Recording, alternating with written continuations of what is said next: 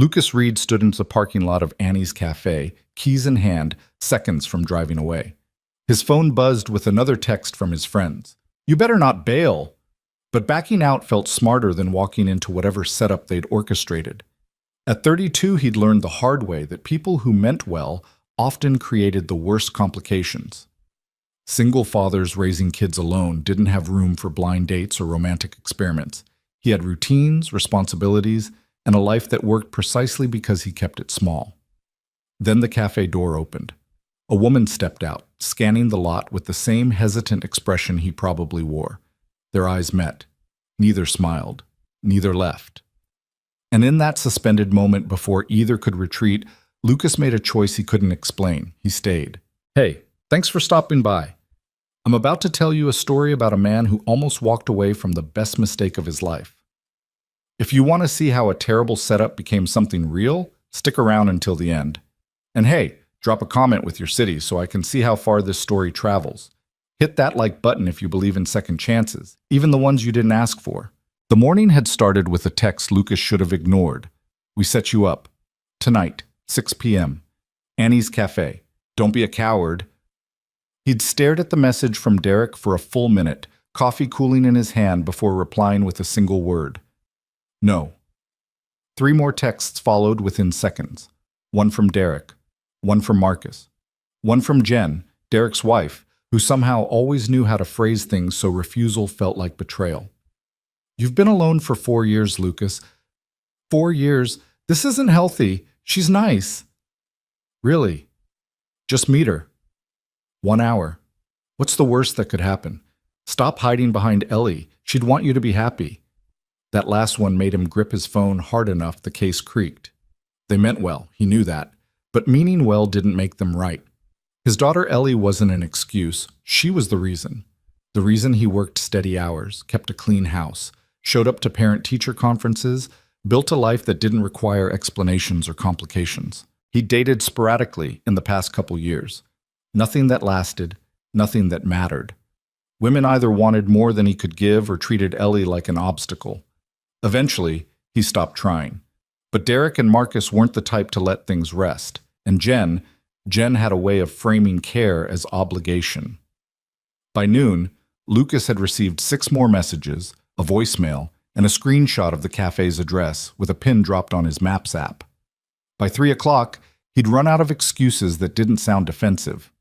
By 5:30, he was showering with the grim determination of a man walking into an ambush. Ellie sat on the couch watching cartoons when he emerged, hair damp, wearing the one button-down shirt he owned that didn't have paint stains. She looked up, eyes wide with theatrical suspicion. "You look weird," she announced. "Thanks, kid. Where are you going?" "Out?" "Out where?" Lucas crouched beside her, tugging gently on one of her braids. "Just meeting some people. Mrs. Calloway's coming over in a few minutes to hang out with you." Ellie's face scrunched. "Is it a date?" He hesitated. Lying to a 7-year-old felt wrong, but so did explaining the absurdity of what his friends had orchestrated. "Sort of. Maybe. I don't know yet." "With a lady?" "Probably." "Is she nice?" "I have no idea." Ellie considered this with the gravity of a judge. "If she's mean, you should leave." Lucas smiled despite himself. "Deal."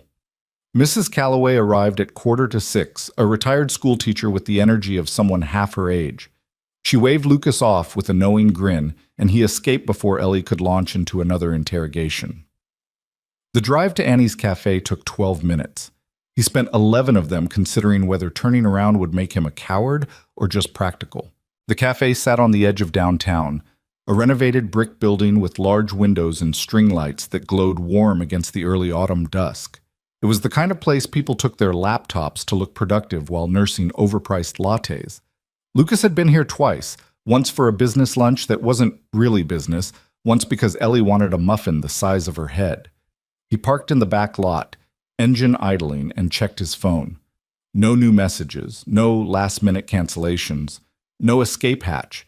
He could still leave, send a polite text, blame traffic, blame Ellie, blame anything. Instead, he turned off the engine and sat in silence. The cafe door opened. A woman stepped out, mid-30s, Dark hair pulled into a loose ponytail, wearing jeans and a gray sweater that looked comfortable rather than calculated. She scanned the parking lot with the expression of someone who'd also been talked into this against their better judgment. Her gaze landed on Lucas through the windshield. Neither of them moved. It wasn't recognition. Neither knew what the other looked like. But there was something in the mutual hesitation, the shared uncertainty, that made it obvious. She was the setup. He was the mark. And both of them were weighing whether to bolt. Lucas exhaled slowly, grabbed his keys, and opened the door. She met him halfway across the lot. "Lucas?" she asked. "Yeah. Mara?" "That's me." They stood there, awkward and wary, two strangers corralled into proximity by well-meaning friends. Mara's eyes were sharp but kind, the kind of eyes that had learned to read people quickly. She didn't offer a hand. Neither did he. "So," she said after a moment, "this is weird." Lucas almost laughed. "Very. Did your friends ambush you too?" "Text ambush, you?" "Phone call ambush, followed by guilt trip."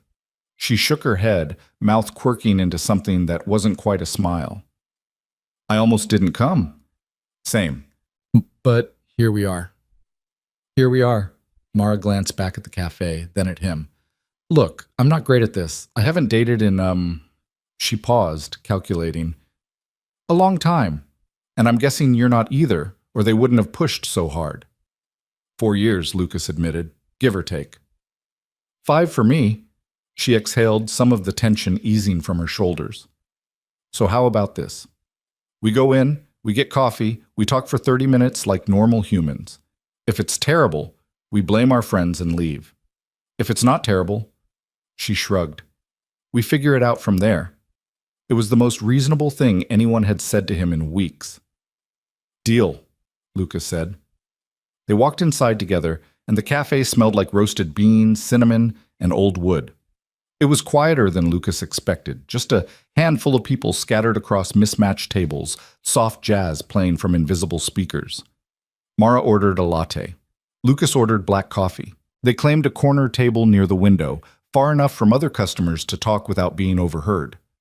For the first few minutes, conversation was stilted. Surface-level questions lobbed back and forth like a tennis match neither wanted to win. "Where do you work? What do you do? How do you know Derek and Jen?" Mara was a physical therapist at a clinic downtown. She'd known Jen since college. She liked her job but found the administrative side exhausting. She lived alone in a small house near the river. Lucas worked in construction management. He'd known Derek since high school. He had a daughter. He lived on the outskirts of town in a cabin he'd been fixing up for the past 3 years. Standard answers. Safe answers. But then Mara asked, "So what's it like raising a kid on your own?"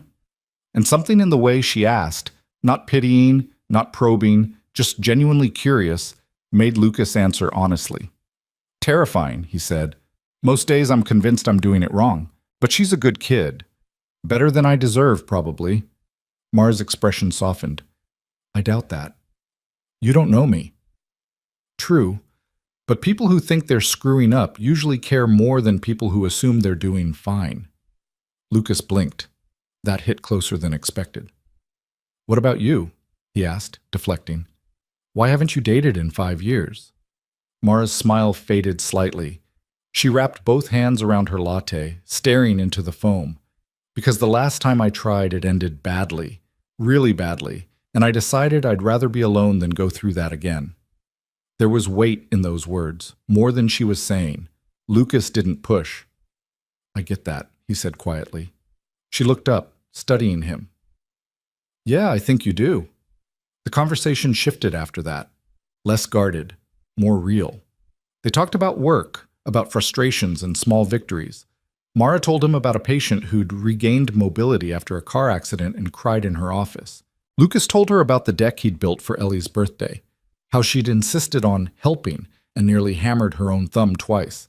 They talked about books neither had time to read, movies they'd meant to watch, the weird loneliness of being surrounded by people but still feeling separate. Mara admitted she hated cooking but loved baking. Lucas admitted he was terrible at both, but Ellie didn't seem to mind. 30 minutes became an hour, then 2. The cafe started to empty. The barista wiped down tables. Lucas glanced at his phone. 8:45. Mrs. Calloway had texted once. Ellie's asleep. Take your time. He showed Mara the message. She smiled. You have good people looking out for you. I do, Lucas admitted, even when they're obnoxious about it. Same. Mara set down her empty cup. So, verdict? Lucas leaned back, considering. Not terrible. High praise. I don't give it lightly. She laughed, a real laugh, low and genuine. Fair enough? They stood, gathering coats and keys. Outside, the air had turned cool, carrying the scent of rain that hadn't fallen yet. They walked slowly toward the parking lot, neither in a hurry to end the evening. So, Mara said as they reached her car, do we do this again? Or do we tell our friends we tried and it didn't work? Lucas hesitated, not because he didn't want to see her again, but because wanting to see her again meant opening a door he'd kept shut for years. It meant risking the routines, the stability, the careful life he'd built. But Mara wasn't asking for promises. She was asking for honesty. I'd like to do this again, he said. Her smile was small but real. Yeah, me too. They exchanged numbers. No grand gestures, no lingering goodbye, just a simple, I'll text you, and a wave as she drove off. Lucas sat in his truck for a moment, staring at her name in his contacts. Then he texted Derek. Fine. You were right. Don't let it go to your head. The reply came instantly. Too late. Lucas drove home with the windows down, cool air rushing through the cab, and for the first time in a long time, he didn't feel like he was running from something. He felt like he was moving toward it. When he got home, Mrs. Calloway was reading on the couch. She looked up with a knowing smile. Good night? Yeah, Lucas said. Actually, yeah. I'm glad. She left with a pat on his shoulder, and Lucas checked on Ellie. She was sprawled across her bed, one arm dangling off the side, hair a wild tangle across her pillow. He pulled the blanket over her, kissed her forehead, and whispered, Love you, kid. Then he went to the kitchen, poured a glass of water, and stared out the window at the dark woods beyond his property. His phone buzzed. Thanks for tonight. I needed that more than I realized. Lucas typed back. Same here. Another buzz. When are you free again? He smiled. I'll figure it out. Good. He set the phone down and finished his water in silence. The cabin creaked around him, familiar and steady. But something had shifted. Not broken, not disrupted, just opened. And for the first time in 4 years, Lucas Reed wasn't afraid of what might come next. The next morning, Ellie interrogated him over breakfast. So was she nice? Lucas flipped a pancake, hiding a smile. Yeah, she was nice. Are you going to see her again? Maybe. What's her name? Mara.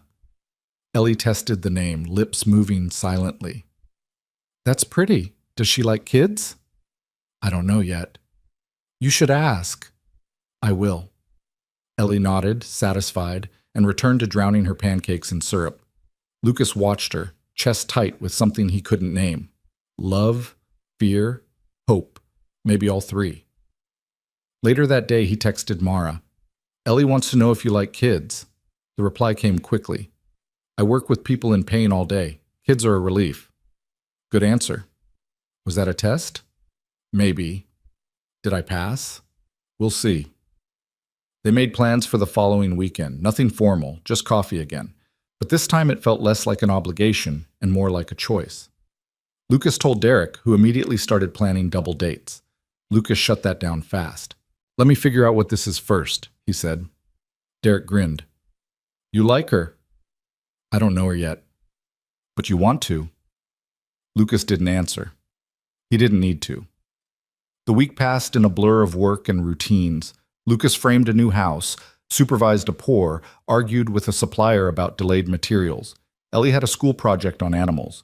They built a shoebox diorama of a forest, complete with tiny deer made from clay. She narrated the entire ecosystem with intense seriousness, and Lucas found himself grinning despite the glue stuck to his fingers. At night, he and Mara texted. Nothing deep. Just small things. How was your day? What are you reading? Ellie's diorama is a masterpiece. Your patient sounds like a fighter. It was easy, comfortable, and that scared him more than he wanted to admit. By Friday, he was nervous. Not the jittery anxiety of a first date, this was quieter. The fear of wanting something and knowing it could disappear. He'd built a life that didn't depend on anyone else. Adding someone meant risk, meant vulnerability. But when Saturday came and he pulled into the cafe parking lot, Mara was already there, leaning against her car with a coffee in hand. She saw him and waved. Lucas parked, climbed out, and walked over. "You're early," he said. "So are you." "Didn't want to be late." "Same." They stood there, smiling like idiots, and Lucas realized something. He wasn't afraid anymore. Or maybe he was, but he was doing it anyway. And that, he thought, made all the difference. They walked into the cafe together, and this time there was no hesitation at the door, no awkward pause before sitting down. Mara ordered the same latte. Lucas stuck with black coffee. They claimed the same corner table, and it felt deliberate now, like they were establishing something, however small. "So," Mara said, settling into her chair. "How was the interrogation?" Lucas raised an eyebrow. "Interrogation?" "From your daughter. I'm guessing she had questions." He laughed. "You have no idea.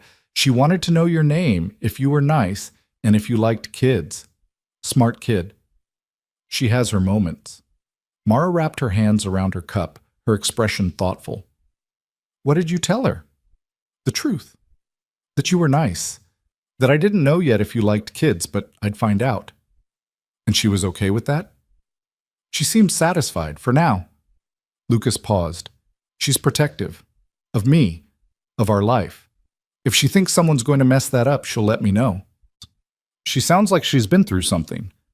Lucas's jaw tightened slightly. He looked out the window, watching cars pass on the street. "Her mom left when she was 3. Just walked out one day and didn't come back. No explanation, no goodbye. Ellie doesn't remember much, but she remembers enough to know people leave." Mara's face softened with understanding, not pity. "That's a lot for a little kid to carry." "It is, which is why I don't bring people into her life unless I'm sure. I can't have her getting attached to someone who's going to disappear." "That makes sense." Mara met his eyes. "For what it's worth, I'm not the disappearing type. But I get why you'd need to see that for yourself." Lucas nodded slowly. There was something steadying about the way she said it, not defensive, not making promises she couldn't keep, just honest. "What about you?" he asked. "You mentioned your last relationship ended badly. How badly are we talking?" Mara took a long sip of her latte, buying time. When she set the cup down, her expression had shifted, more guarded, but not closed off. "Badly enough that I spent 2 years in therapy trying to untangle it. My ex-husband was controlling. Not physically abusive, but everything else.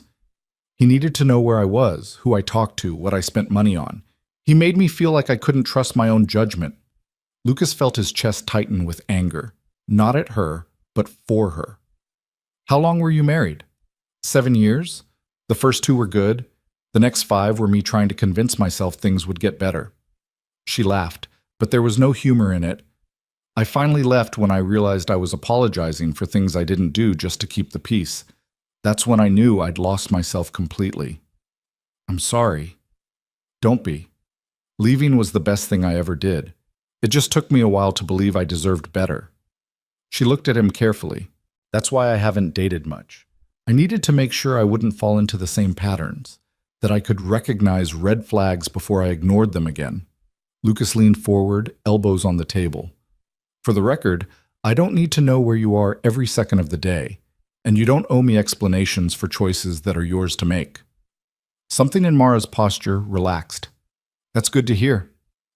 They sat in comfortable silence for a moment, the weight of shared histories settling between them, not as burdens, but as context, as proof that neither of them had arrived here untouched by life. "So," Lucas said, steering the conversation toward lighter ground, "tell me something good. Something that makes you happy." Mara's face brightened. "Baking. I know it sounds simple, but there's something about measuring ingredients, following a recipe, and watching something come together exactly like it's supposed to. It's predictable in a way nothing else is." "What do you make?" Mostly bread, sourdough, focaccia, brioche, but also cookies, cakes, pastries. I made a lemon tart last week that turned out perfect, and I ate half of it in one sitting. Lucas grinned. No judgment here. I can barely make toast without burning it. Really?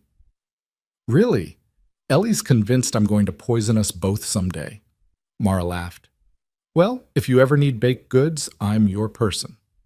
I'm holding you to that. They talked for another hour, the conversation weaving through easy topics and deeper ones. Mara told him about her patients, the ones who fought hard, the ones who gave up too easily, the ones who reminded her why she loved her job. Lucas told her about the houses he'd helped build, the satisfaction of watching empty lots transform into homes where families would live and grow. By the time they left the cafe, the sun was starting to dip lower in the sky, casting long shadows across the parking lot. Mara walked Lucas to his truck, hands shoved into her jacket pockets. So, she said, this is starting to feel less like a setup and more like something real. Lucas nodded. Yeah, it is. That doesn't scare you? Terrifies me, actually. She smiled. Good. I'd be worried if you weren't at least a little scared. He opened his truck door but didn't get in. Can I ask you something? Sure. Why did you agree to this? The blind date, I mean. If you've been avoiding dating for 5 years, why say yes to your friends now? Mara considered the question, her gaze drifting to the street. Because I realized I was using caution as an excuse to stay stuck. I was so afraid of making another mistake that I wasn't letting myself try. And that's not healing. That's just hiding. She looked back at him. What about you? Why'd you show up? Because my friends were relentless, and because some part of me knew they were right. I've been so focused on being enough for Ellie that I forgot I'm allowed to want more. Are you? Wanting more? Lucas held her gaze. Yeah, I think I am. Mara's smile was soft, almost shy. Me too. They stood there for a beat longer, neither wanting to leave but both aware the evening was ending. Finally, Lucas climbed into his truck. Text me when you get home, Mara said. I will. He drove away slowly, watching her in the rearview mirror until she got into her car. His phone buzzed before he even made it to the main road. I'm glad we did this again. Lucas typed back at a red light. Same. When are you free next? Wednesday? I'm off at 6. Works for me. Good. He smiled the whole drive home. When he walked through the door, Ellie was on the couch building something elaborate with blocks. She looked up, eyes narrowing with suspicion. You're smiling. I'm allowed to smile. Not like that. That's a weird smile. Lucas sat down beside her, nudging one of her block towers. It was a good day. Did you see Mara? I did. Is she your girlfriend now? Not yet. We're just getting to know each other. Ellie frowned, thinking hard. But you like her. Yeah, kid. I like her. Okay. She returned to her blocks, apparently satisfied. Then, without looking up, she added, If she makes you smile like that, she's probably okay. Lucas's chest tightened. Thanks, Elle. You're welcome. That Wednesday, Lucas met Mara at a small Italian restaurant downtown. It wasn't fancy, checkered tablecloths, candles and wine bottles, a chalkboard menu on the wall. But the food was good, and the atmosphere felt right. Casual enough to relax, intimate enough to matter. They ordered pasta and shared garlic bread. Mara told him about a patient who'd walked unassisted for the first time in months. Lucas told her about a foundation pour that went sideways when the concrete truck got stuck in mud. Did you fix it? Mara asked. Eventually, took 3 hours and a lot of swearing, but we got it done. You like problem solving. I like building things that last. Problems are just part of the process.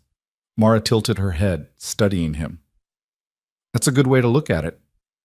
What about you? What do you like about your job? Watching people reclaim their bodies. Sounds dramatic, but it's true. Someone comes in barely able to move, and weeks later they're walking, lifting, living again. It's not magic, it's work, but it's work that matters. Sounds like we're both in the business of fixing things. Maybe that's why this feels easy. Lucas raised his glass. To fixing things. Mara clinked hers against his. To fixing things. As the evening went on, the conversation deepened. They talked about fear, what scared them, what they'd overcome, what they were still working on. Mara admitted she still had nightmares about her ex showing up unannounced. Lucas admitted he sometimes woke up in a panic, thinking Ellie was gone. "Does that ever get easier?" Mara asked. "A little, but I don't think it ever goes away completely. You just learn to live with it." "That's kind of sad." "Maybe, but it also means you care, and that's not a bad thing." Mara smiled. "You're wiser than you look." "I've had a lot of practice being wrong. Eventually, you figure some things out." After dinner, they walked through downtown, past closed shops and streetlights just starting to flicker on. Mara looped her arm through his, and Lucas didn't pull away. It felt natural. "Right." "Can I tell you something?" Mara said. "Of course." "I haven't felt this comfortable with someone in a long time. Maybe ever." Lucas stopped walking, turning to face her. "Yeah?" "Yeah." She met his eyes. "I know it's only been a few dates, and I know we're both being careful, but this feels different. In a good way." Lucas's heart hammered in his chest. "It does. So what do we do with that?" "I think we keep going. Keep being honest. Keep showing up." Mara nodded. "I can do that." "Me too." They stood there under the streetlight, close enough that Lucas could see the flecks of gold in her eyes. He wanted to kiss her. The urge was so strong it almost hurt. But something held him back, not fear, exactly. More like reverence. Like this moment mattered too much to rush. Mara seemed to sense it. She reached up, brushed her fingers along his jaw, then stepped back with a small smile. "Not yet," she said softly. "Not yet," Lucas agreed. "But soon." They both knew it. Over the next 2 weeks, they fell into a rhythm. Coffee on Saturdays, dinner on Wednesdays, texts throughout the day. Nothing heavy, just small updates. "How's your morning?" "This patient is driving me crazy. Ellie built a fort out of couch cushions and won't let me in." Mara started asking about Ellie more. What she liked to do, what she was learning in school, whether she had friends. Lucas appreciated that she didn't push to meet her yet, but also didn't pretend she didn't exist. "She's the most important person in my life," Lucas said one night over the phone. "If this is going to go anywhere, she'll need to be okay with it." "I get that," Mara said, "and I'm not in a hurry. But when you're ready, I'd like to meet her." "Yeah, I'd like that too." 3 weeks into whatever this was, Lucas invited Mara to the cabin. Not for anything formal, just to see where he lived, to meet Ellie casually. She said yes without hesitation. The morning of her visit, Lucas cleaned like a man possessed, vacuumed, scrubbed counters, hid clutter. Ellie watched with amusement. "You're nervous," she said. "I'm not nervous." "You vacuumed twice." Lucas sighed. "Fine. I'm a little nervous." "Why?" "Because I want her to like it here, and I want you to like her." Ellie considered this. "What if I don't?" "Then we'll talk about it, but give her a chance, okay?" "Okay?" Mara arrived at noon carrying a canvas bag. She smiled when Lucas opened the door, but there was nervousness in her eyes too. "Hey," she said. "Hey, come in." She stepped inside, taking in the open living room, the wood-beamed ceiling, the large windows overlooking the trees. "Lucas, this is beautiful." "Thanks. It's a work in progress." Ellie appeared from the hallway, hands behind her back, studying Mara with solemn intensity. Mara crouched down to her level. "You must be Ellie," she said. "I've heard a lot about you."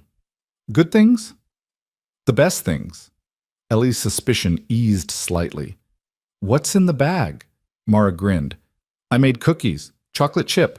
Your dad said you might like them." Ellie's eyes widened. "Can I have one now?" Lucas laughed. "After lunch." They ate sandwiches on the back porch, Ellie peppering Mara with questions. "What's your favorite color? Do you have pets? Can you do a cartwheel?" Mara answered each one patiently, seriously, like Ellie's opinions mattered. And slowly, Ellie's walls came down. After lunch, Mara brought out the cookies. Ellie ate 3, declared them the best she'd ever had, then dragged Mara outside to see the treehouse Lucas had built. Lucas watched from the porch as Mara climbed the ladder, laughing when Ellie pointed out every detail, the pulley system for snacks, the blanket fort inside, the window facing the creek, and something in Lucas's chest settled. This could work. Later, after Ellie went inside to play, Mara sat beside Lucas on the porch steps. "She's wonderful," Mara said. "She liked you." "You think so?" "She doesn't share her treehouse with just anyone." Mara smiled, leaning her head on his shoulder. Lucas wrapped an arm around her, and they sat there in comfortable silence, watching the afternoon light filter through the trees. "This feels right," Mara said quietly. "Yeah," Lucas agreed. "It really does." And for the first time in 4 years, Lucas Reed let himself believe that maybe, just maybe, his life had room for more than survival. Maybe it had room for love. The following weeks blurred into a rhythm that felt almost dangerously comfortable.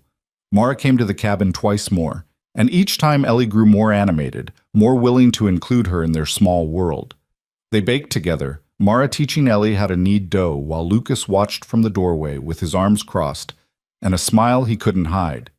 They walked the trails behind the property, Ellie pointing out birds and plants with the confidence of someone who'd claimed this land as her own.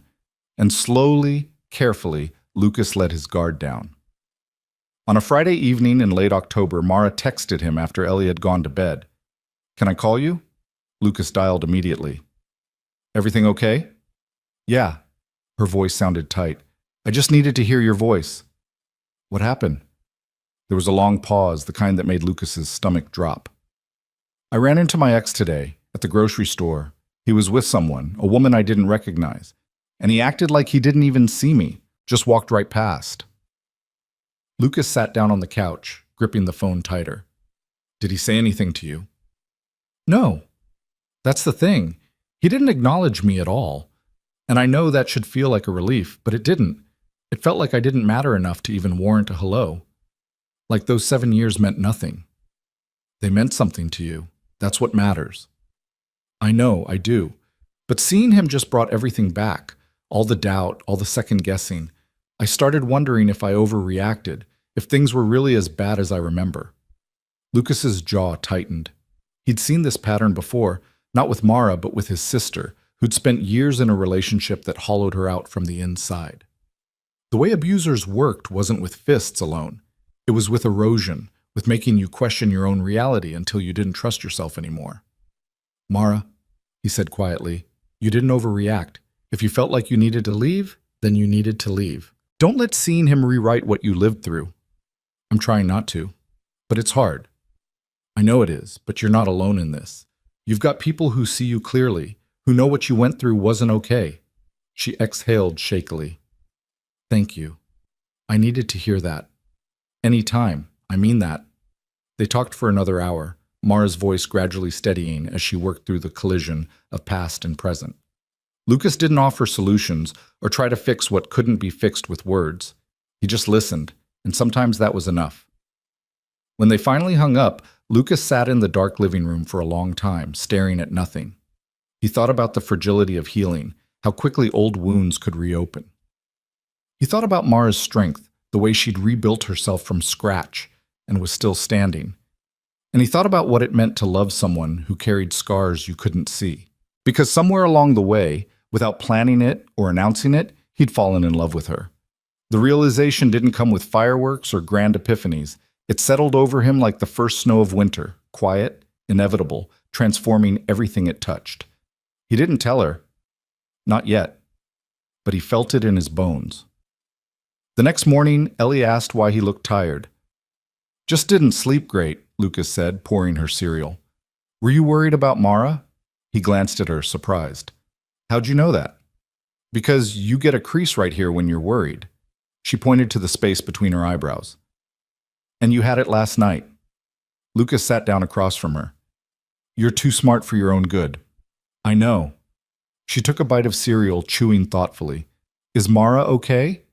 "She will be. She just had a hard day." "Because of her mean ex-husband?" Lucas blinked. "How do you know about that?" "I heard you guys talking on the porch last week.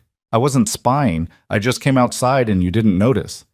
He should have been annoyed, but mostly he was impressed. "Yeah, because of him. But she's strong. She'll be okay." Ellie nodded seriously. "I like her, Dad." "Yeah?" "Yeah.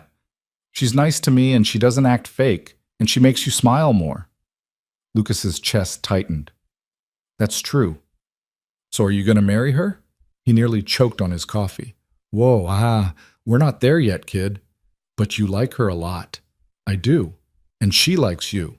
I think so. Then you should marry her. That's how it works. Lucas laughed despite himself. It's a little more complicated than that. Why? Because people need time to make sure they're right for each other, to build trust. Ellie considered this. How much time? I don't know. There's no rule book. That's dumb. Yeah, Lucas agreed. Sometimes it is.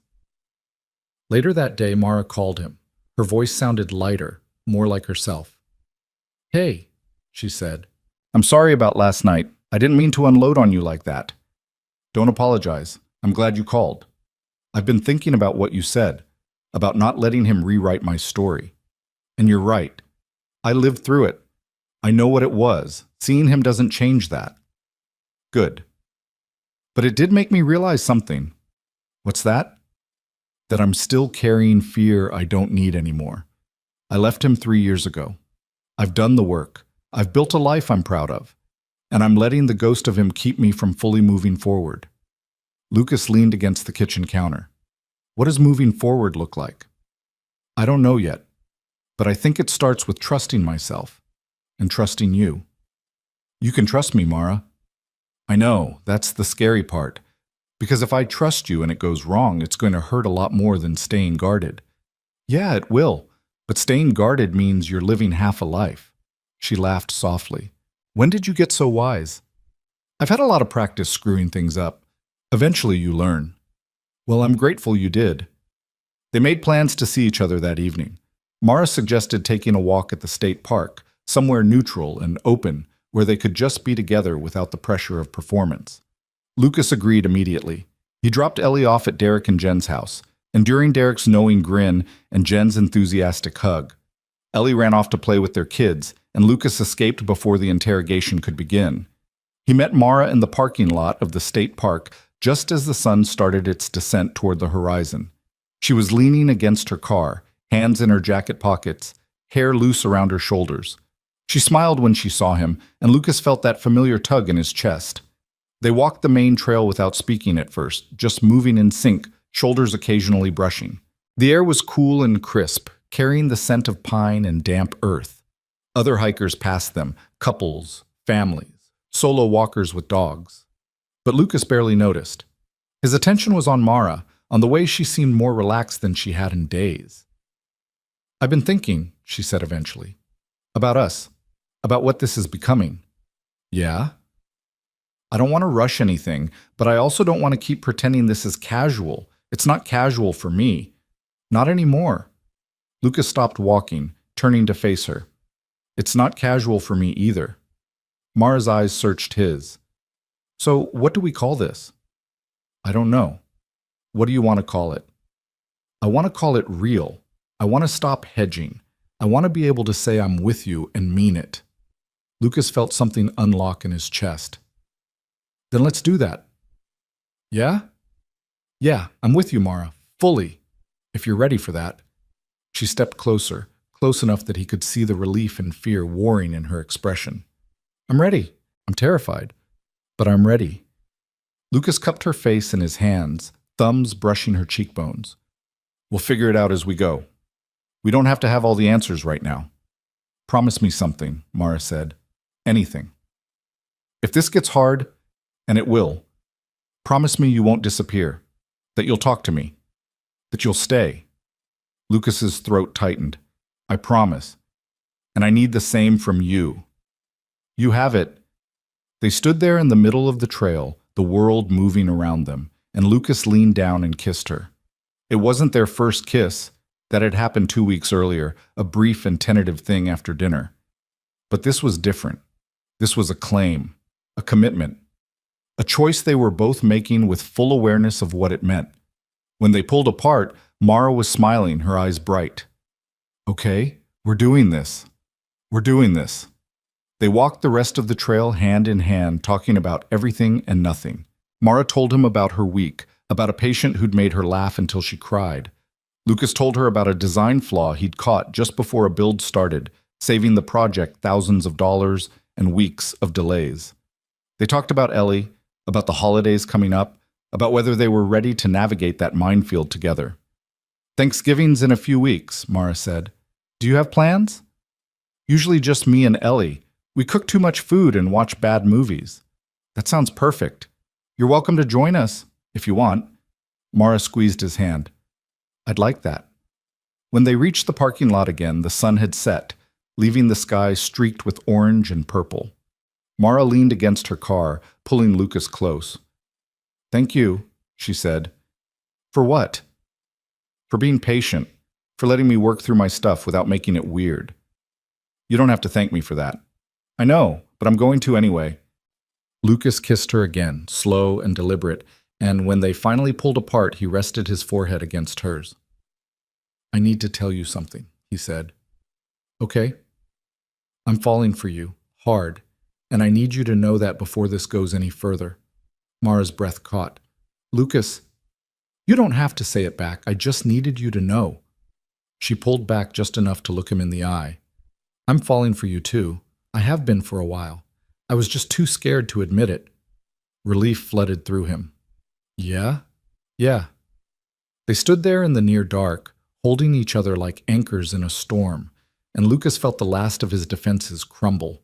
He'd spent 4 years building walls to keep himself and Ellie safe.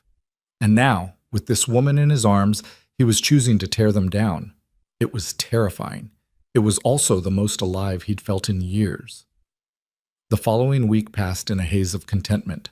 Mara came to the cabin for dinner twice, integrating seamlessly into their routines. She helped Ellie with homework, taught her a new recipe, and sat with Lucas on the porch after Ellie went to bed, talking until the stars came out. Everything felt easy, natural, right. And then, on a Tuesday evening, everything shifted. Lucas was at the grocery store with Ellie when his phone rang.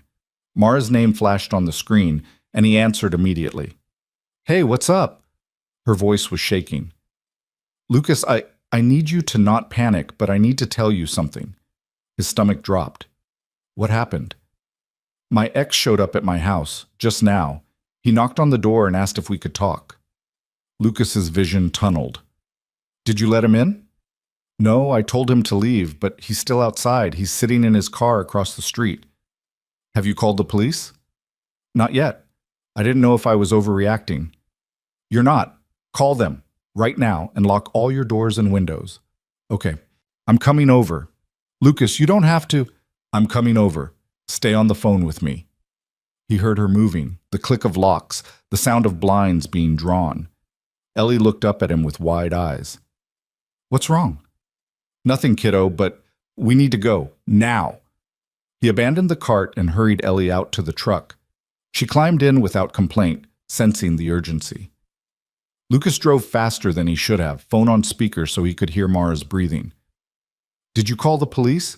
He asked. Yes, they're sending someone. Good. What's he doing now? Just sitting there. He hasn't moved. Okay. I'm 10 minutes away. Lucas, you don't have to do this. I don't want you to put yourself in the middle of... Mara. His voice was firm. I'm already in the middle of it. You're not dealing with this alone. She went quiet, but he could hear the relief in her exhale. When he pulled onto her street, a police car was already there, lights flashing. An officer was talking to a man standing beside a sedan, tall, well-dressed, gesturing animatedly. Lucas parked a few houses down and turned to Ellie. I need you to stay in the truck, okay? Lock the doors. Don't get out for anyone but me. Is Mara okay? She will be. But I need you to stay here. Ellie nodded, eyes serious. Lucas kissed her forehead, then climbed out and walked toward Mara's house. She met him at the door, face pale but composed. You didn't have to come, she said, but her arms wrapped around him immediately. Yes, I did. They watched from the porch as the officer talked to her ex. After a few minutes, the man got back in his car and drove away. The officer approached the house, notebook in hand. Ma'am, he says he just wanted to talk, that there's no restraining order or history of violence. That's correct, Mara said. But I've asked him repeatedly not to contact me. And showing up at my house unannounced is not okay. The officer nodded. I've advised him to stay away. If he shows up again, call us immediately. We'll have it on record. Thank you. The officer left and Mara sagged against Lucas. He held her, feeling the tremor in her shoulders. I'm sorry, she whispered. For what? For dragging you into this. Stop. Lucas pulled back, hands on her shoulders. You didn't drag me into anything.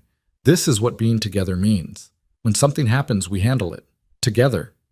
She nodded, tears slipping down her cheeks. Lucas wiped them away with his thumbs. Do you want to come back to the cabin tonight? He asked. You shouldn't be here alone. I don't want to impose. You're not. Come on, pack a bag. She hesitated only a moment before nodding.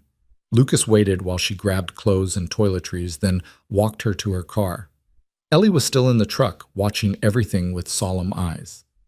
Is she coming with us? Ellie asked when Lucas got back in. Yeah, she's going to stay with us tonight. Because of the bad man? Lucas glanced at her. Yeah. Ellie nodded. Good, she shouldn't be alone. They drove back to the cabin in convoy, Mara following close behind. When they arrived, Lucas got Ellie ready for bed while Mara sat on the couch, hands wrapped around a cup of tea he'd made her. Once Ellie was asleep, he joined Mara, sitting close enough that their knees touched. I'm sorry you had to see that, she said. Don't be. I thought I was done with him. I thought he'd moved on. Maybe he's just realizing what he lost. Mara shook her head. I don't want to believe that. I don't want to think he still has any claim on my life. He doesn't, but we'll make sure he knows that. She looked at him, eyes red but grateful. I don't know what I would have done if you hadn't answered the phone.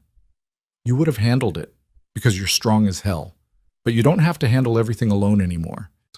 Mara set down her tea and leaned into him, and Lucas wrapped his arms around her, holding her tight. They sat like that for a long time, the cabin quiet around them, the fire crackling in the hearth.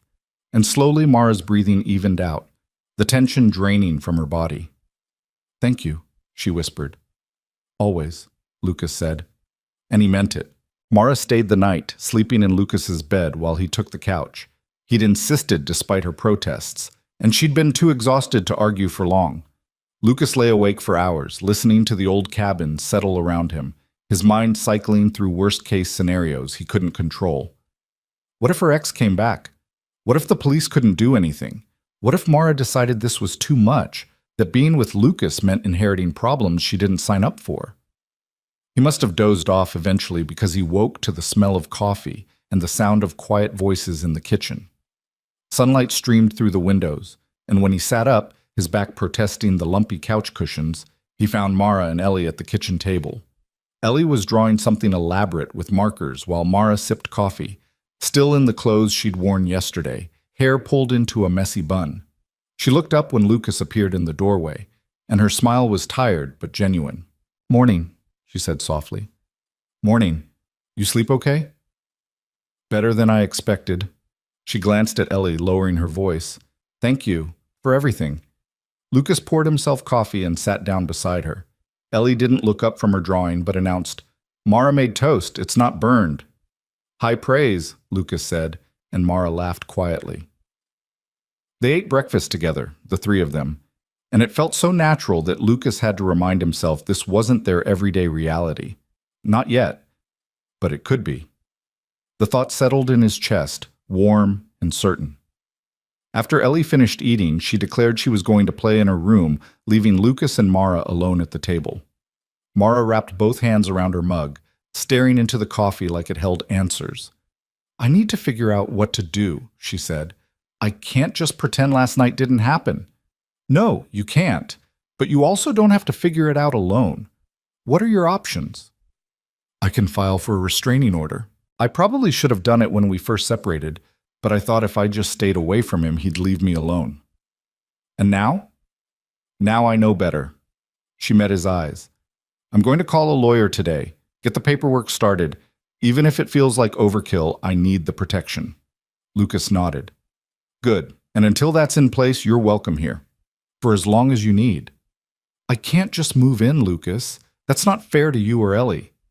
We're not talking about moving in. We're talking about you being safe. There's a difference. Mara's expression softened.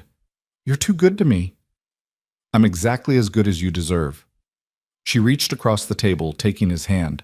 Her fingers were warm, her grip firm. I meant what I said last night. About us. About this being real. But I need you to understand that my ex showing up might not be a one-time thing. He's unpredictable.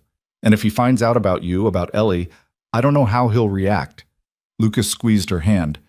Then we deal with it, together. But you're not facing him alone, and you're not walking away from this to protect me. That's not how this works. You don't know what you're signing up for. Maybe not, but I'm signing up anyway. Mara's eyes filled with tears, and she blinked them back quickly. How are you so calm about this?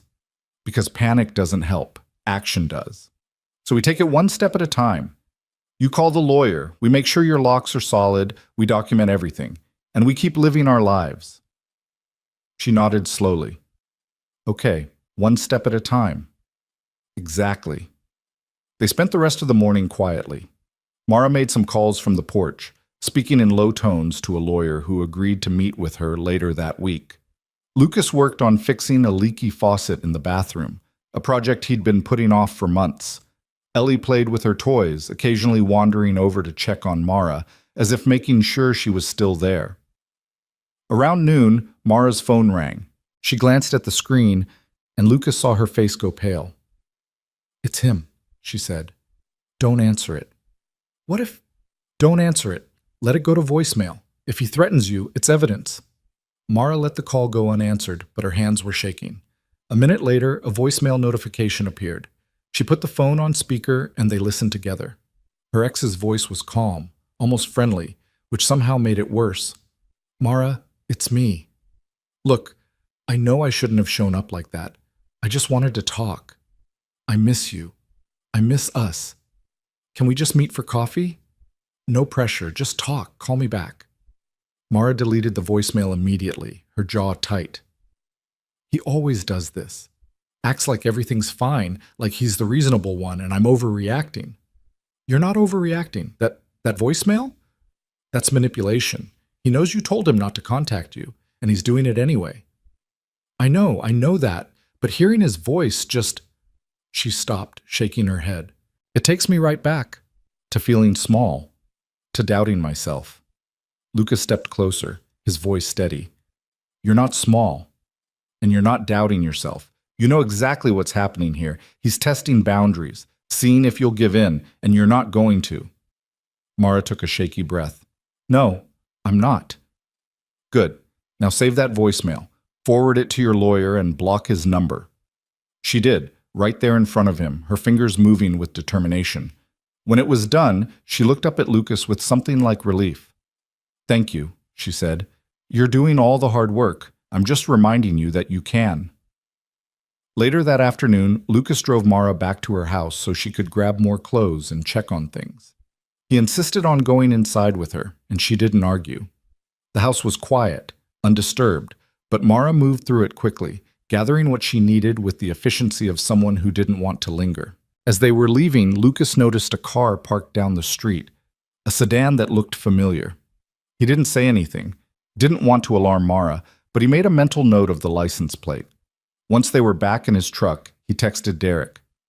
Need a favor. Can you run a plate for me? Derek's response came within minutes. What's going on? Just run it. I'll explain later. Fine. Send it. Lucas sent the plate number, then set his phone aside and focused on driving. Mara was staring out the window, lost in thought. You okay? He asked. I will be. I just hate feeling like I'm running, like I'm letting him control my life again. You're not running. You're being smart. There's a difference. It doesn't feel different. That's because you're still in the middle of it. But trust me, you're doing the right thing. She nodded, but Lucas could see the doubt lingering in her expression. That evening, Derek called him back while Mara was helping Ellie with a puzzle. So I ran that plate, Derek said. Registered to a Nathan Holloway. Ring any bells? Lucas's jaw tightened. Nathan Holloway. Mara's ex. Yeah, it does. You want to tell me what's going on? Lucas stepped outside, closing the door behind him. He explained the situation in quick, clipped sentences. The grocery store encounter, Nathan showing up at Mara's house, the phone call, the car parked down the street. Derek was quiet for a moment. Lucas, this guy sounds like trouble.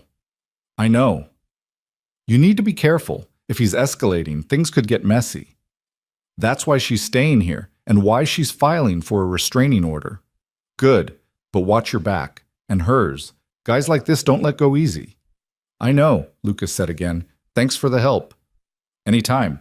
And hey, if you need backup, you know where to find me. Lucas hung up and stood on the porch for a moment, staring out at the darkening woods. He didn't like the feeling creeping up his spine, the sense that this was just the beginning, not the end. But he pushed it down, straightened his shoulders, and went back inside. Mara looked up when he entered, her expression questioning. Everything okay? She asked. Yeah, just checking in with Derek. She didn't press, and Lucas was grateful. The rest of the evening passed quietly. They ate dinner, watched a movie with Ellie, and settled into the kind of domestic routine that felt both foreign and right. After Ellie went to bed, Lucas and Mara sat on the couch, close but not touching, the silence between them heavy with unspoken things. I don't want this to be your problem, Mara said finally. It's not a problem. It's just life. Complicated, messy life. But you didn't sign up for this. Lucas turned to face her, his expression serious. I signed up for you, and you come with history, just like I do. That's not a deal breaker. It's just part of the package. Mara's eyes searched his, looking for doubt, for hesitation.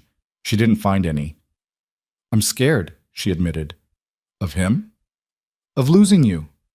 Of this becoming too much. Of you waking up one day and realizing I'm not worth the trouble. Lucas reached for her hand, lacing their fingers together. That's not going to happen. You don't know that. Yes, I do. Because I know what it feels like to walk away from something because it's hard.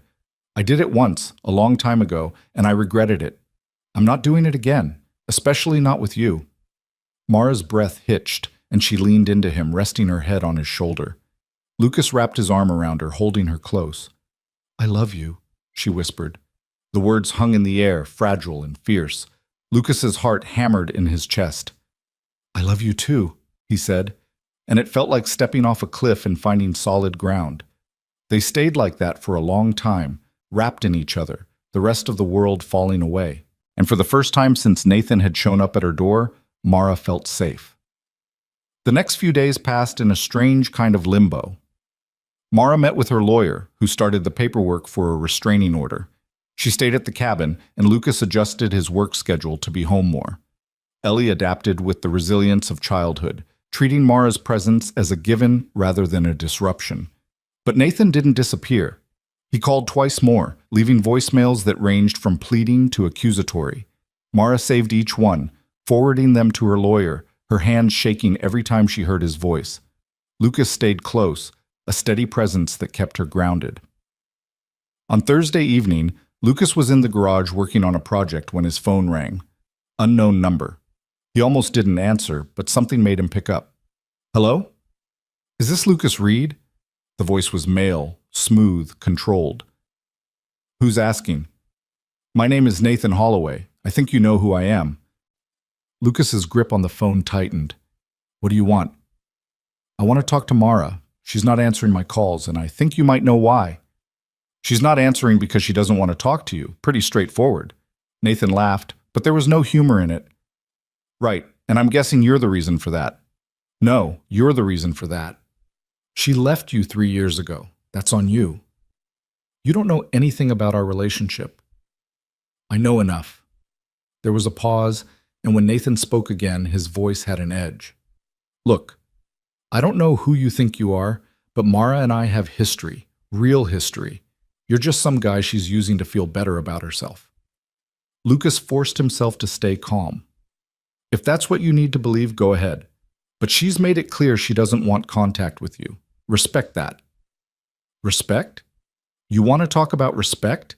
I was with her for 7 years. I loved her. I gave her everything. And she threw it away because she couldn't handle a little conflict. A little conflict? Lucas's voice dropped, dangerous. You controlled her. You made her feel like she couldn't trust herself. That's not conflict. That's abuse. Nathan's tone turned cold. You need to stay out of this. This is between me and Mara. It stopped being between you and Mara when she left, and it's definitely not between you and Mara now that she's filed for a restraining order. Silence. Then quietly, she did what? You heard me. So whatever game you're playing, it's over. Leave her alone. Nathan hung up without another word. Lucas stood in the garage, adrenaline coursing through him, phone still pressed to his ear. He'd handled it wrong. He knew that. He should have hung up immediately, should have let Mara's lawyer deal with it. But hearing Nathan's voice, hearing the entitlement and manipulation dripping from every word, had triggered something protective and fierce. He went inside and found Mara in the kitchen, chopping vegetables for dinner. She looked up when he entered, immediately sensing something was off. What happened? Lucas told her. Every word, every inflection. He watched her face go pale, watched her hands still on the cutting board. He called you, she said, voice flat. Yeah. How did he get your number? I don't know. But he knows we're together. Mara set down the knife, gripping the edge of the counter. This is my fault. I should have... Stop. This is not your fault. He's escalating because he's losing control. That's on him, not you. But now he's involving you. What if he what? Shows up here? Threatens me? I'm not afraid of him, Mara, and I'm not going anywhere. She looked at him, eyes wide with fear and gratitude. You should be afraid. You don't know what he's capable of. Then tell me, what's the worst he's done? Mara hesitated, then took a shaky breath. He never hit me. But he threw things, punched walls. He'd corner me during arguments, block doorways so I couldn't leave. Once, he locked me out of the house for 3 hours in the middle of winter because I forgot to pick up his dry cleaning. Lucas felt rage building in his chest, hot and sharp. Did you call the police? No, I was too ashamed. I thought if I just tried harder, if I was better, he'd stop. Mara, I know that's not how it works. But when you're in it, you can't see clearly. You just survive. Lucas crossed the kitchen and pulled her into his arms. She clung to him, and he felt her trembling. I'm not going to let him hurt you again, he said. I promise you that. You can't promise that. Watch me. They stood there holding each other, and Lucas made a decision. He'd do whatever it took to keep her safe. Whatever it took. Later that night, after Ellie was asleep, Lucas called Derek again. I need your help, he said. Mara's ex called me. He's escalating, and I need to know what our options are. Derek didn't hesitate. I'll make some calls, see what we can do to put pressure on him. But Lucas, you need to be smart about this. Don't engage with him. Don't give him anything he can use. I know. Do you? Because if he's as unstable as you're saying, provoking him could make things worse. I'm not trying to provoke him. I'm trying to protect her. I get that. But sometimes protecting someone means stepping back and letting the system work. Lucas closed his eyes. I don't trust the system. I know, but you have to try. Yeah, I will. He hung up and sat in the dark living room, staring at nothing. Mara appeared in the hallway, wrapped in one of his old sweatshirts. Can't sleep? She asked. Not really. She sat beside him, tucking her legs under her. What are you thinking about? How to fix this. You can't fix it, Lucas. Some things you just have to endure until they're over. I don't accept that. She smiled sadly. I know, but that's the reality. They sat in silence, and Lucas felt the weight of it all pressing down on him. The responsibility, the fear, the knowledge that love sometimes meant standing in the line of fire. But when Mara leaned against him, her warmth seeping into his side, he knew he'd do it 1,000 times over. Because this was what mattered, not the easy days, but the hard ones. The days when staying was a choice you had to make over and over again. And Lucas Reed had never been afraid of hard work. The restraining order was granted on a gray Monday morning in late November. Mara sat in the courtroom with her lawyer, hands folded in her lap, while the judge reviewed the evidence. Voicemails, text messages, witness statements from the police who'd responded to Nathan's appearance at her house. Lucas sat in the gallery behind her, a silent presence she could feel without turning around. Nathan wasn't there. He'd been served papers but chose not to contest them, which his lawyer claimed was a sign of good faith. Mara knew better. It was a power move, his way of saying he didn't take any of this seriously. When the judge signed the order, Mara felt relief and dread in equal measure. Relief that there was now legal protection between her and Nathan. Dread that a piece of paper wouldn't actually stop him if he decided to push. Lucas met her outside the courthouse, and she walked straight into his arms without a word. He held her tight, chin resting on top of her head. "It's done," she said against his chest. "Yeah, it is. So why don't I feel better?" "Because you know him, and you know this might not be enough." She pulled back, looking up at him. "You think he'll violate it?" "I don't know, but we're going to be ready either way." They drove back to the cabin in Lucas's truck, Mara staring out the window at the bare trees lining the highway. Thanksgiving was in 3 days, and despite everything, she found herself looking forward to it. Not because of the holiday itself, but because it would be the first one in years where she felt like she belonged somewhere. Ellie was at school when they got back, so the cabin was quiet.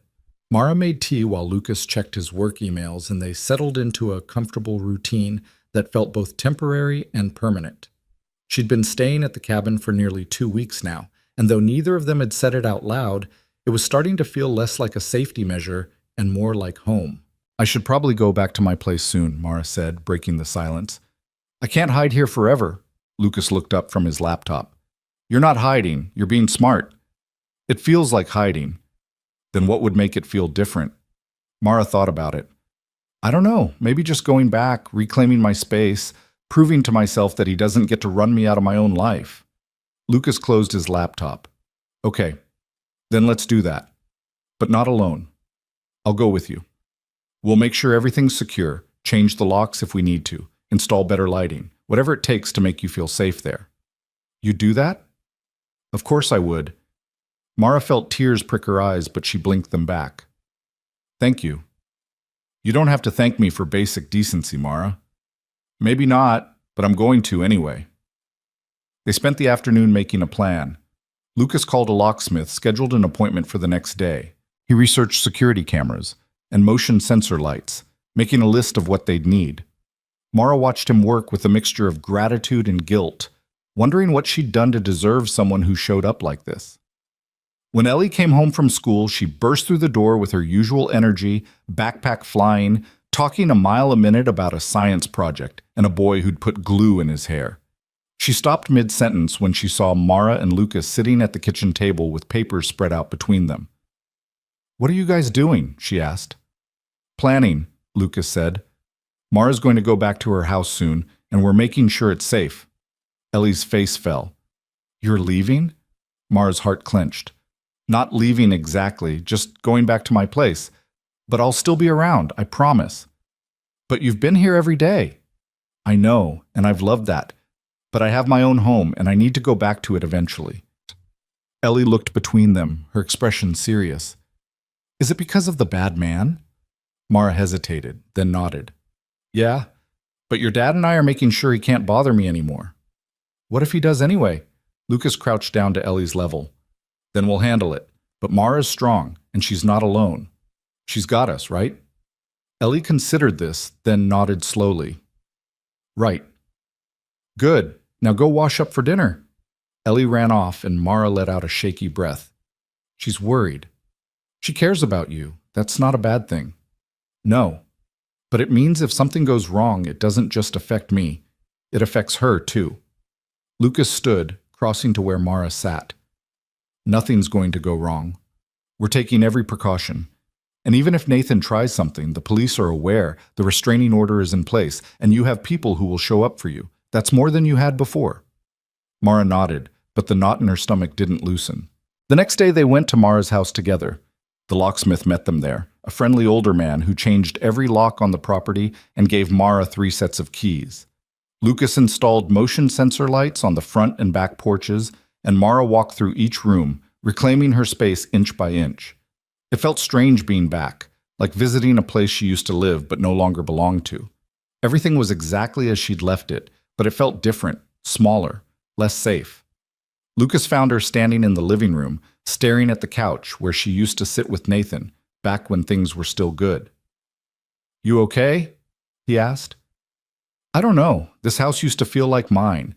Now it just feels like a place where bad things happened. Then we changed that. Rearrange furniture, paint walls, make it yours again. Mara turned to him. You think it's that simple? No, but I think it's a start. They spent the rest of the afternoon doing exactly that.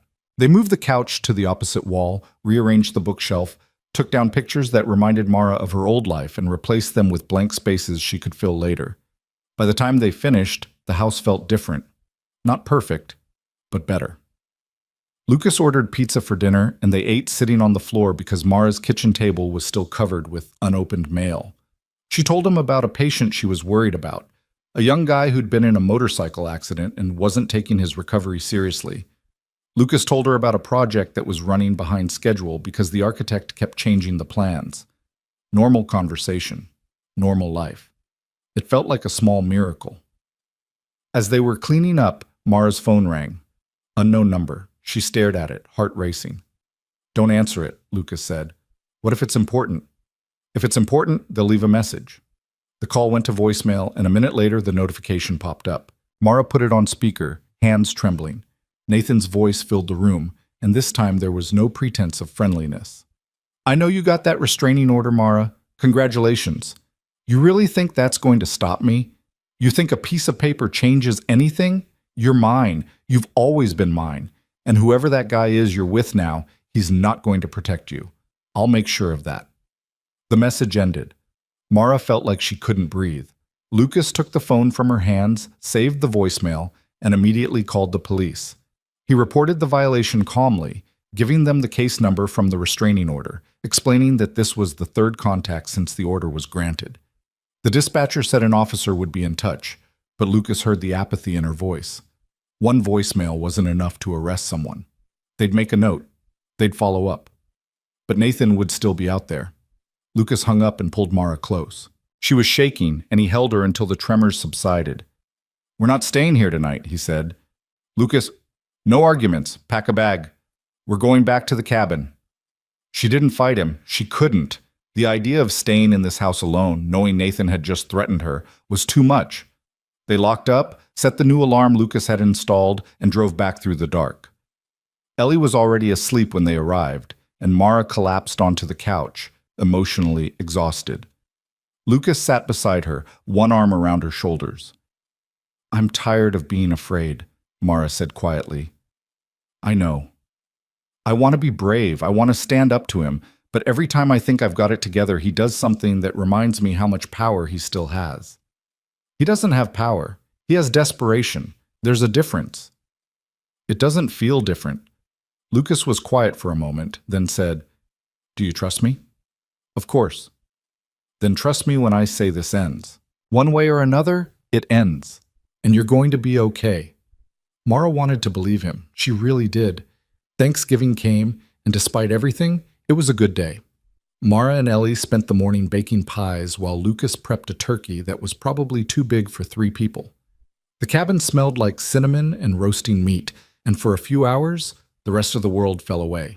They ate too much, laughed too hard, and fell asleep on the couch watching old movies. Mara woke up sometime after midnight with Ellie curled against her side and Lucas's arm draped across both of them. She stayed still, not wanting to break the moment, and felt something she hadn't felt in years. Peace. But peace didn't last. 2 days later, Lucas was at work when Derek called. We've got a problem, Derek said without preamble. Lucas stepped outside the construction trailer away from his crew. What kind of problem? Nathan Holloway was picked up last night for a DUI. He's out on bail already, but the arrest report mentions erratic behavior. The cops said he was ranting about his ex-wife, saying she'd ruined his life. They flagged it because of the restraining order. Lucas's blood ran cold. Where is he now? Unknown. But Lucas, if he's unraveling, he's dangerous. You need to be careful. Is Mara safe? For now, but I'd keep her close. Lucas thanked Derek and hung up, immediately calling Mara. She answered on the second ring. Hey, she said. Everything okay? Where are you? At work. Why? What's wrong? Lucas explained quickly, his voice tight. I need you to leave, right now. Go to the clinic's security office and wait there. I'm on my way. Lucas, I can't just leave in the middle of the day. Mara, please. Something in his tone made her stop arguing. Okay, I'm going. Lucas drove faster than he should have, heart pounding. He called the clinic's front desk, explained the situation to a receptionist who sounded appropriately alarmed, and asked them to keep Mara inside until he arrived. By the time he pulled into the parking lot, 2 security guards were standing outside the main entrance. Mara met him in the lobby, pale but composed. What's going on? Lucas told her everything Derek had said. Mara's face went from pale to ashen. He's going to come after me, she said. I know he is. Not if we're ready. They drove back to the cabin in tense silence. Lucas called the police again, reported the DUI arrest and Nathan's statements, asked if they could increase patrols near Mara's house and his property. The officer he spoke to was more receptive this time, promised to send someone by, but Lucas knew promises didn't stop desperate men. That night, Lucas didn't sleep. He sat in the living room with every light off, watching the driveway through the window. Mara was in his bed, though he doubted she was sleeping either. Ellie was safe in her room, oblivious to the danger lurking outside their small world. At 2 a.m, headlights appeared at the end of the driveway. Lucas stood, adrenaline spiking. The car moved slowly, deliberately, and parked just beyond the property line. Lucas couldn't see the driver, but he didn't need to. He knew. He texted Derek. He's here. Derek's response was immediate. I'm calling the cops. Don't engage. But Lucas was already moving. He grabbed a flashlight, stepped onto the porch, and aimed the beam at the car. The headlights shut off. For a long moment, nothing happened. Then the driver's door opened, and Nathan Holloway stepped out. He looked different than Lucas expected. Not menacing or physically imposing, just ordinary. A man in jeans and a jacket, hands shoved in his pockets, walking up the driveway like he had every right to be there. You must be Lucas, Nathan called out. Lucas didn't respond. Nathan stopped at the edge of the porch light. I just want to talk to Mara. She doesn't want to talk to you. That's not for you to decide. Actually, it is. She made her choice, and she chose not to have you in her life. Nathan laughed, but it was bitter. You think you know her? You've known her what, a couple months? I was with her for 7 years. I know her better than you ever will. If you knew her at all, you'd respect her boundaries. Boundaries. Nathan spat the word. She's confused, scared. She needs someone who understands her, and that's not you. Lucas felt his temper rising but kept his voice level. You need to leave, now, before the police get here. The police. Nathan took a step closer. You think they care? You think a restraining order means anything? I loved her. I gave her everything, and she threw it away because she's too weak to handle real commitment. That's not love. That's control, and she's done being controlled. Nathan's expression darkened. You don't get to tell me what I feel. And you don't get to show up at my home in the middle of the night and make demands. They stared at each other, tension crackling in the cold air. Then Nathan smiled, and it was the most unsettling thing Lucas had seen. This isn't over, Nathan said quietly. Yeah, it is. Sirens wailed in the distance, growing louder. Nathan heard them too. He looked back at his car, then at Lucas, and for a moment Lucas thought he might do something stupid, but then Nathan turned and walked away, got in his car, and drove off just as the police cruiser rounded the bend. Lucas gave his statement to the officers, 2 young guys who took notes and promised to file a report. They drove around the property, checked the perimeter, then left with assurances that they'd increase patrols. Lucas didn't feel reassured. He went inside and found Mara standing in the hallway, wrapped in a blanket, eyes red from crying. I heard everything, she whispered. Lucas crossed to her, pulling her into his arms. It's okay. He's gone. For now. For good. He violated the restraining order. They'll arrest him. Will they? Or will he get a warning and come back angrier? Lucas didn't have an answer for that. The next morning, Derek called with news. Nathan had been arrested an hour after leaving Lucas's property. The combination of violating the restraining order and the DUI charge meant he was being held without bail until his hearing. It would be at least a week, maybe more. Mara cried when Lucas told her, not from fear this time, from relief. It's really over? She asked.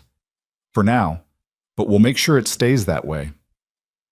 The hearing happened 10 days later. Mara testified, her voice steady, as she recounted years of manipulation and control, the fear she'd lived with, the threats that continued even after she left. Lucas sat in the gallery again, watching her stand up for herself in a way he knew cost her everything. The judge wasn't sympathetic to Nathan. Between the restraining order violations, the DUI, and the testimony, he was sentenced to 6 months in jail and mandatory counseling. When he got out, the restraining order would be extended for 5 years. Mara walked out of the courtroom a different person, lighter, freer. Lucas met her outside and she threw her arms around him, laughing and crying at the same time. "It's over," she said. "It's really over."